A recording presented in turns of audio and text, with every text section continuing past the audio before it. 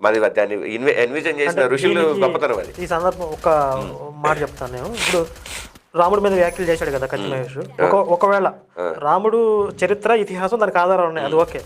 ఒకవేళ ఎవరైనా కొన్ని అరాచక శక్తులు అనుకుంటున్నాం కదా, వాళ్ళు రాముడు చారిత్రక పురుషుడు కాదు అని రుజువు చేశారు అనుకోండి, వాళ్ళకి ఏదో కొన్ని ఆధారాలు తీసుకొని చూపించారు అనుకోండి, రాముడు చారిత్రక పురుషుడు కాదని రుజువు అయినా హిందుత్వానికి వచ్చే ప్రమాదం లేదు. హిందుత్వం మళ్ళీ యాజ్ కంటిన్యూ అవుతుంది.